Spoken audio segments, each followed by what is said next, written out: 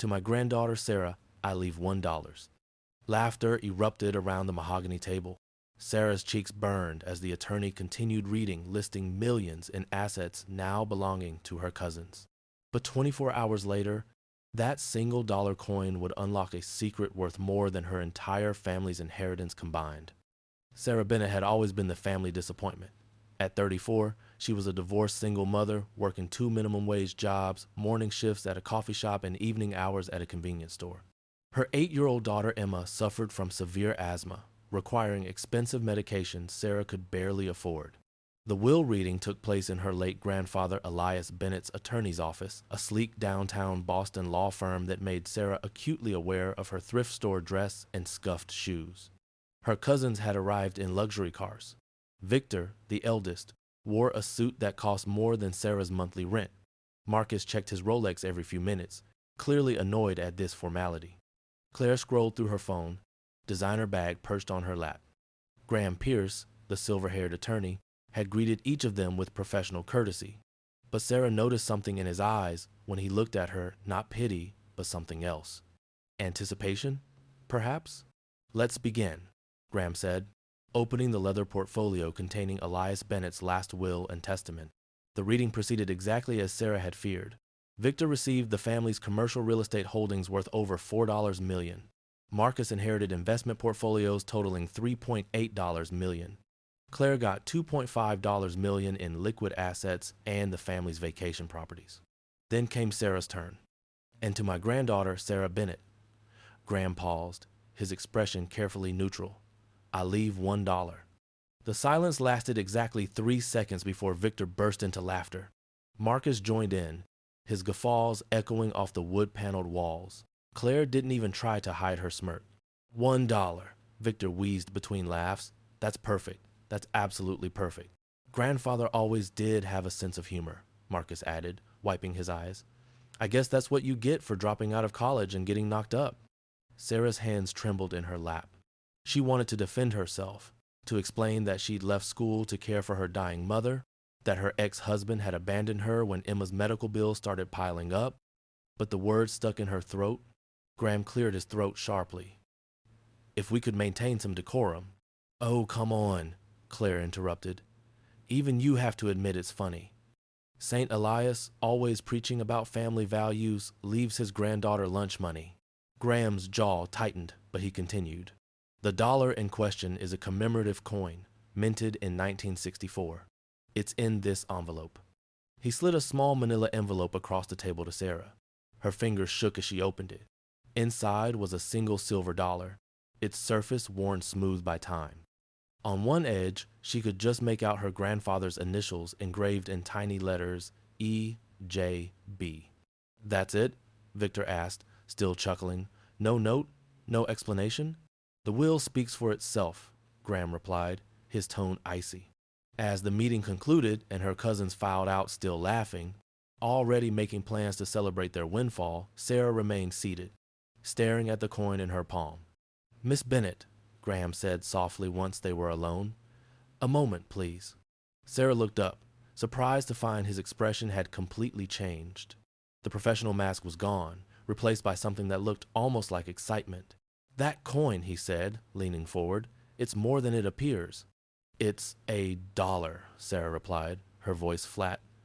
A commemorative dollar. I looked it up on my phone. It's worth maybe $20 to a collector. Turn it over, Graham instructed. Look at the edge closely. Sarah did as he asked. In the fluorescent light, she could now see that her grandfather's initials weren't the only engravings. There were tiny numbers, almost microscopic, running along the coin's rim. What are these? She asked. Coordinates, Graham replied. Your grandfather was very specific in his instructions. I was to give you this coin, and if you examined it carefully, which he was confident you would, I was to tell you the following. The coin is the key. The inheritance is waiting. Come to my office tomorrow at 9 a.m., and I'll take you there. Sarah's mind reeled. I don't understand. Is this some kind of elaborate joke? Did my cousins put you up to this? Miss Bennett, Sarah, I've been your grandfather's attorney for 30 years. I've never been more serious about anything in my professional life. He slid a business card across the table. 9 a.m. tomorrow. Don't be late. Sarah barely slept that night. She lay awake in her cramped studio apartment, the only place she could afford after the divorce, staring at the coin on her nightstand.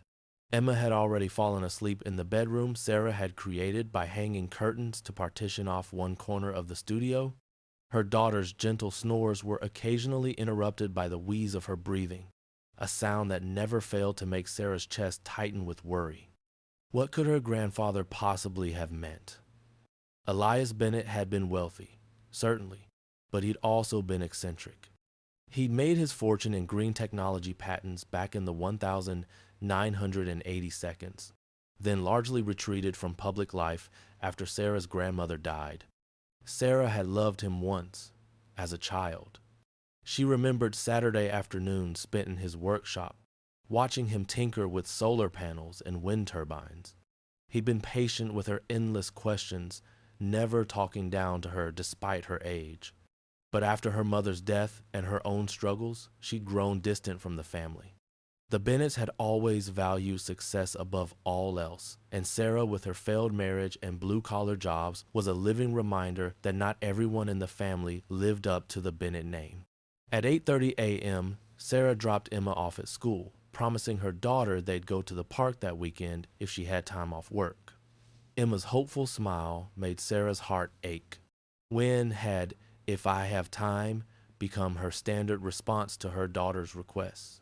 She arrived at Graham Pierce's office at 8:55 a.m., wearing her best outfit, a navy dress she usually saved for Emma's school events. Graham was waiting in the lobby, car keys in hand. "Punctual. Your grandfather said you would be. Shall we?" "Where are we going?" Sarah asked as they walked to his car, a sleek black sedan that probably cost more than she'd earned in the past 5 years. "About an hour north," Graham replied. "Your grandfather owned property in Hawthorne County, 120 acres of protected woodland." Sarah's confusion deepened. "But Victor got all the real estate holdings." "He got the commercial holdings," Graham corrected, pulling onto the highway.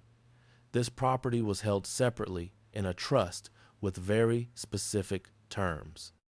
As they drove, Graham told her stories about her grandfather that Sarah had never heard. How Elias had grown increasingly disillusioned with corporate environmentalism, believing that true sustainability required complete lifestyle changes, not just profit-driven green products. "About 15 years ago," Graham explained, "your grandfather bought this land and began a project. He called it Hawthorne Haven. He built it quietly, without fanfare, pouring millions into it over the years." "Built what?" Sarah asked. Graham smiled. "You'll see." They turned off the highway onto progressively smaller roads, eventually reaching a narrow dirt track that wound through dense forest. Sarah's stomach churned with anxiety and anticipation. Finally, they crested a hill, and Graham pulled over at a scenic overlook. "Before we go further," he said, "I need that coin." Sarah handed it over, watching as Graham examined it. "Your grandfather designed a very specific security system. This coin is the master key, literally and figuratively." He pointed through the windshield at the valley below. Sarah leaned forward, squinting through the trees. At first, she saw nothing but forest. Then, gradually, shapes emerged from the green canopy, small buildings, connected by winding paths. Solar panels glinted in the morning sun. A small dam created a reservoir, feeding what appeared to be a hydroelectric system. "What is this?" Sarah whispered.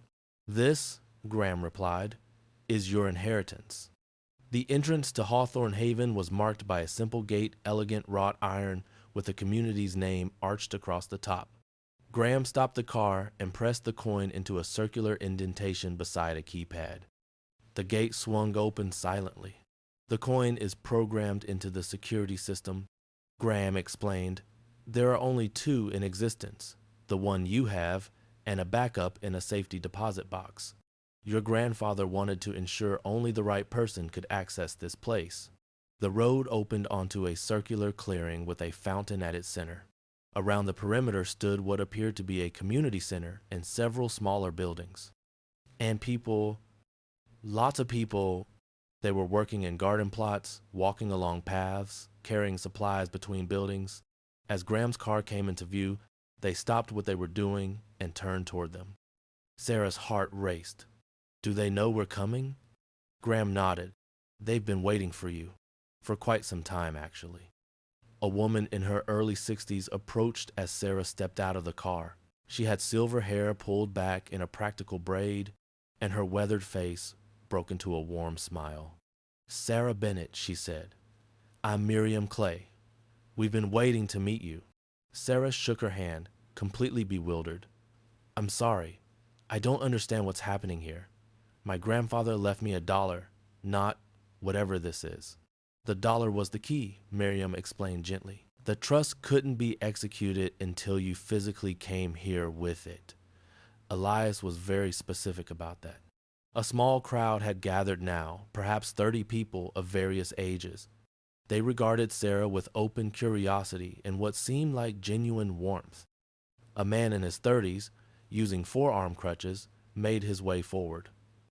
Despite his obvious mobility challenges, he moved with purpose and confidence. "Jonah Reeves," he introduced himself, "former Army Corps of Engineers. I maintain the microhydro dam and power grid here. Welcome to your inheritance." "I still don't understand," Sarah said, feeling overwhelmed. "What is this place?" Graham retrieved a sealed envelope from his briefcase. "Perhaps this will help. Your grandfather left this for you, to be opened only when you arrived here." With trembling fingers, Sarah broke the seal and unfolded the letter inside. The handwriting was familiar, the same script that had signed birthday cards and the occasional letter during her childhood.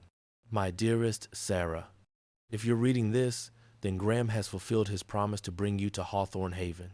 The dollar coin that seems so insignificant is actually the key to my true legacy and now yours. Years ago, when you were just 10 years old, you showed me your vision for a perfect community, for a school project.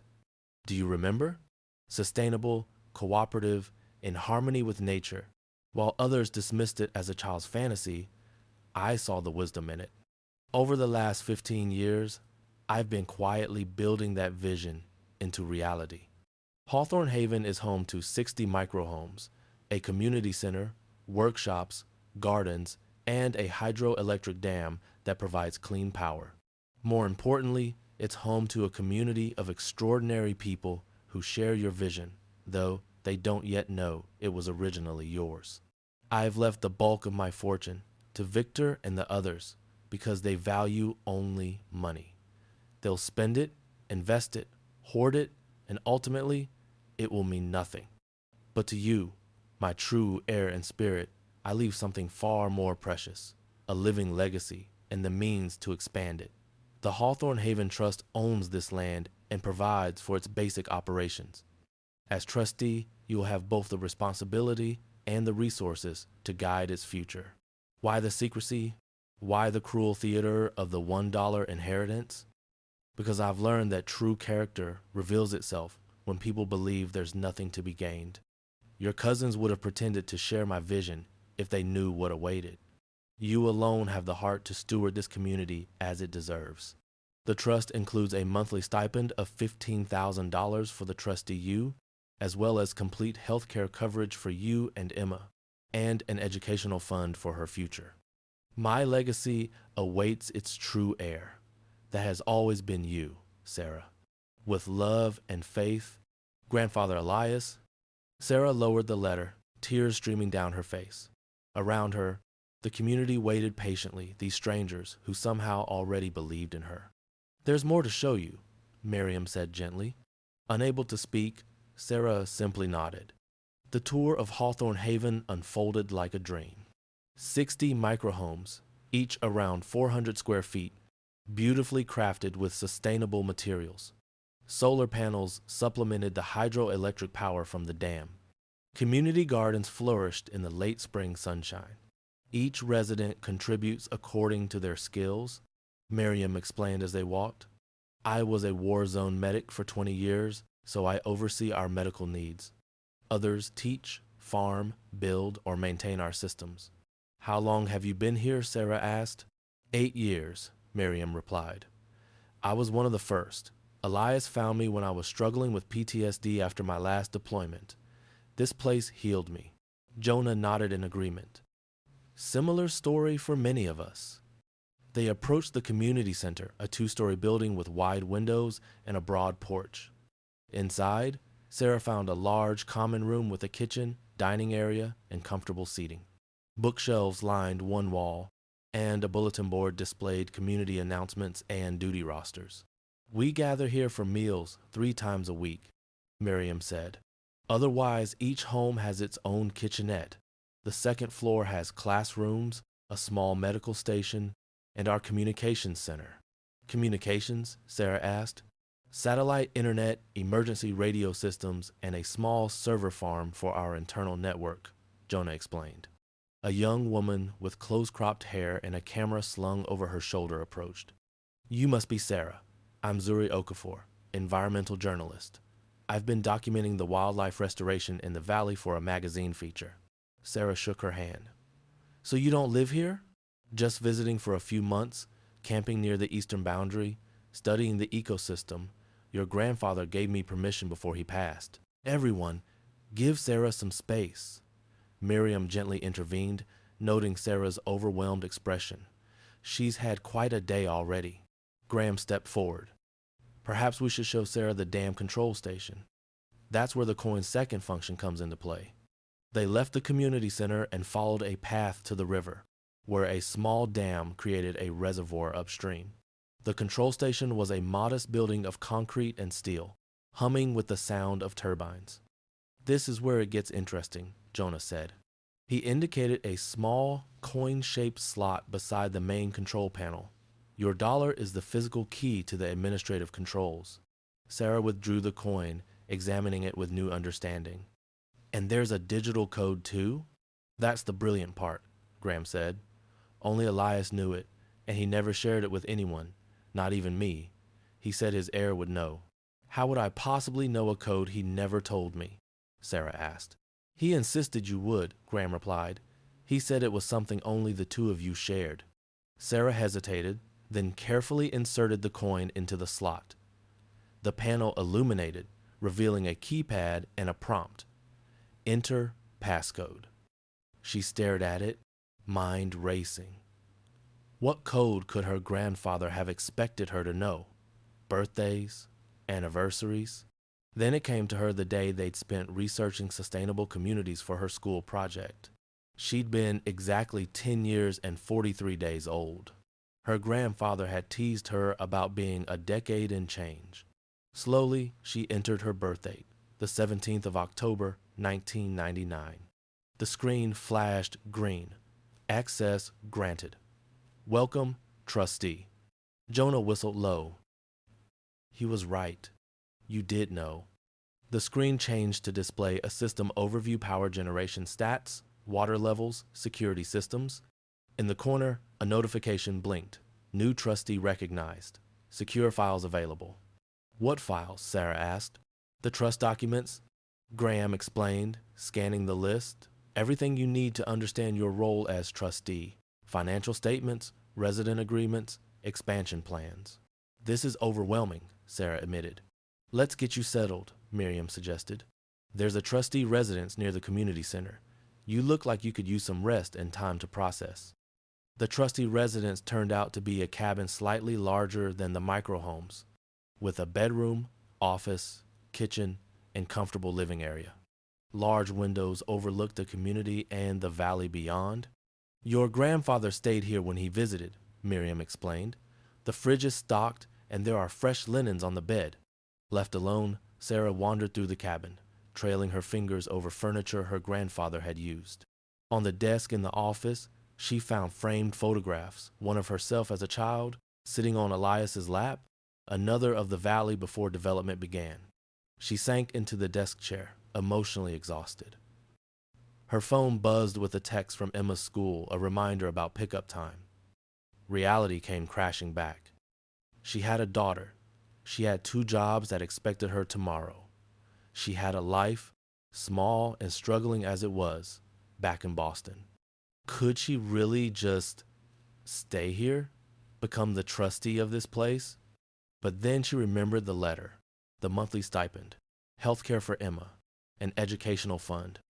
Everything she'd been desperately struggling to provide for her daughter, handed to her by a grandfather she thought had forgotten about her. Sarah pulled out her phone and called her boss at the coffee shop.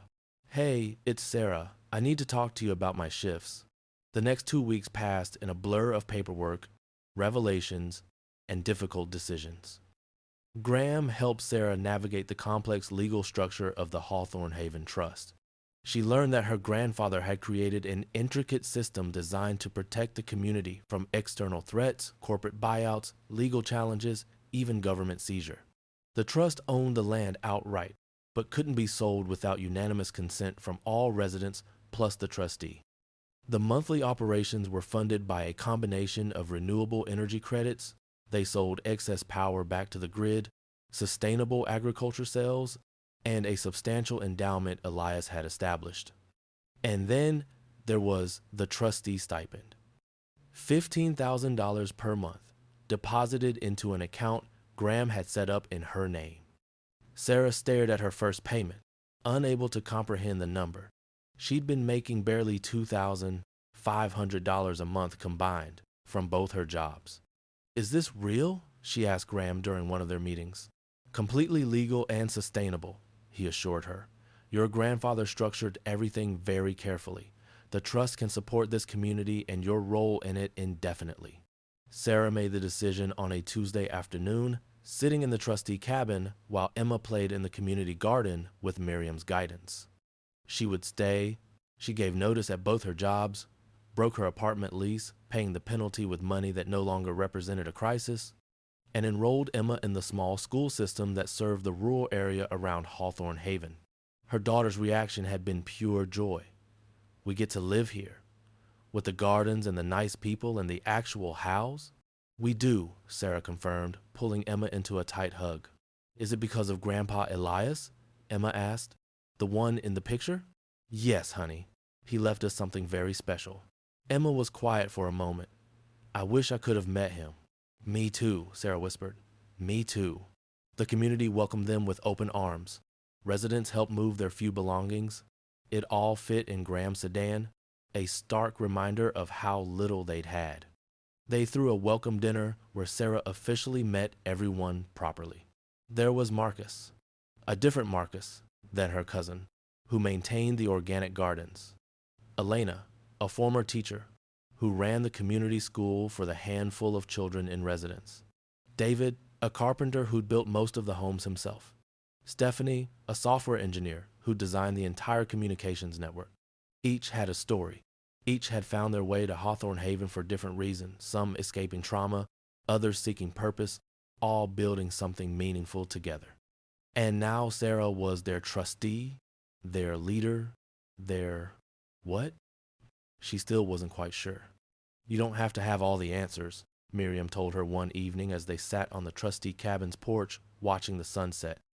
Elias didn't have all the answers when he started this place. He learned as he went, listened to people, made mistakes, and corrected them. "What if I mess it up?" Sarah asked. "What if I'm not capable of this?" "You survived as a single mother working 2 jobs while caring for a child with special medical needs," Miriam replied.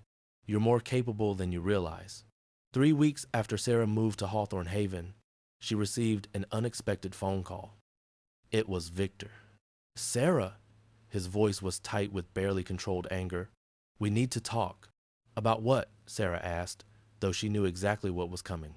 "About the fact that you've apparently inherited far more than $1. About Hawthorne Haven. About the trust." "How did you find out?" Sarah asked calmly. "I have lawyers who review all estate documents," Victor snapped. "They eventually noticed the separate trust paperwork. Did you really think you could keep this secret?" "I wasn't keeping it secret," Sarah replied. "I just didn't think it was any of your business." "Not my business? Grandfather's estate is absolutely my business. That property, those resources, they should have been divided among all of us, not hidden away in some trust for you." "Grandfather made his choice," Sarah said. "He chose me because he knew I would honor his vision." "His vision?" Victor laughed harshly. "His vision was some hippie commune fantasy. That land is worth millions, Sarah. Real money. And you're wasting it on what? Playing farmhouse with a bunch of misfits? Sarah felt her temper rising. These misfits are building something meaningful. They're living sustainably, supporting each other, creating a real community. It's everything grandfather believed in. It's a waste, Victor shot back, and I'm going to fight this. My lawyers are already looking for angles to challenge the trust. Good luck with that, Sarah replied. Grandfather spent 30 years making this bulletproof with Graham's help. You won't find a way in. There was a long pause. When Victor spoke again, his voice had changed lower, more threatening. Be careful, Sarah. You're playing in a world you don't understand. People with real power don't like being cut out of things. This isn't over. He hung up. Sarah sat in the sudden silence, her hands shaking slightly. She'd known this confrontation was coming eventually, but the venom in Victor's voice had shaken her. That evening, she called a community meeting. I need to be transparent with all of you, she told the assembled residents. My family has discovered Hawthorne Haven's existence. My cousin Victor is threatening legal action to challenge the trust. Concerned murmurs rippled through the room. Can he actually do that? Jonah asked. Graham says no, Sarah replied. The trust is legally sound, but Victor has resources, money, lawyers, connections. He might not be able to take the land, but he could make things difficult. I wanted you all to know what we might be facing. To her surprise, the community's response wasn't fear, it was resolve. Let him try, Miriam said firmly. We've all fought battles before. This is worth fighting for. Others nodded in agreement, voices rising in support. Besides, David added with a slight smile, what's he going to do? We're completely self-sufficient here. We don't need anything from the outside world except what we choose to engage with. His words proved prophetic sooner than anyone expected. 2 days later, Sarah was working in the community garden with Emma when Jonah came running up the path, his face grim despite his usual optimism. We have a problem, he said. The main access road has been blocked. Sarah straightened, alarm bells ringing in her mind. Blocked how? Heavy equipment. Bulldozers and excavators. There's a crew claiming they're doing emergency county road maintenance, but the timing is awfully convenient. Sarah, Jonah, and several others piled into the community's utility vehicle and drove to the main gate. Sure enough, just beyond Hawthorne Haven's property line, county trucks and equipment blocked the road completely. A man in a hard hat and reflective vest approached as they arrived. Sorry, folks. Roads closed for the next 2 weeks. Safety issues. What safety issues? Sarah demanded. This road has been fine for decades. The man shrugged. Above my pay grade, ma'am. I just follow orders. Whose orders? Jonah asked. County Commissioner's office. Sarah pulled out her phone and called Graham immediately. They're blocking our access, she told him. This is Victor's doing, isn't it? Almost certainly, Graham replied. The county commissioner, James Thornton, has received substantial campaign donations from Victor's real estate company over the years. Give me an hour. I'll see what I can do. But an hour later, Graham called back with frustrating news. Thornton is claiming legitimate safety concerns, something about erosion and potential landslides. He's got a county engineer signing off on it. Legally, we can challenge it, but it'll take time. So we're cut off? Sarah asked. From vehicle access, yes. But, Sarah, you're not actually trapped.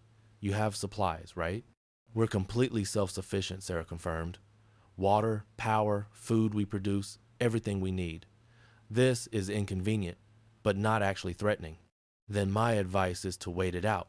Let Victor play his hand.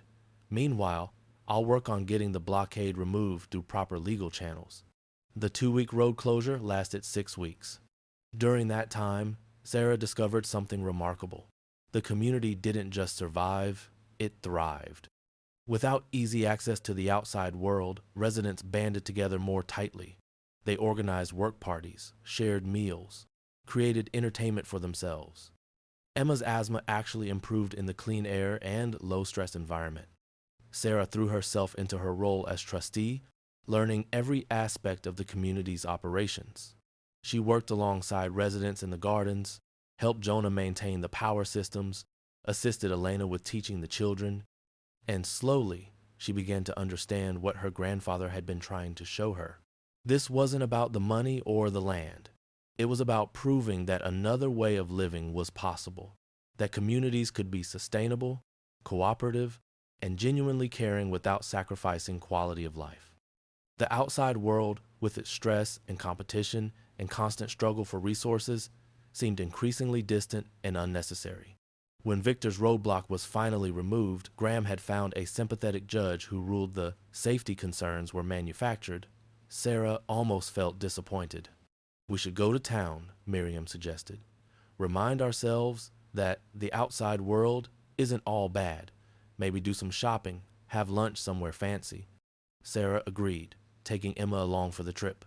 As they drove back into civilization, Sarah was struck by how loud and chaotic everything seemed. The traffic, the advertisements, the constant noise, it all felt overwhelming after weeks of Hawthorne Haven's peace.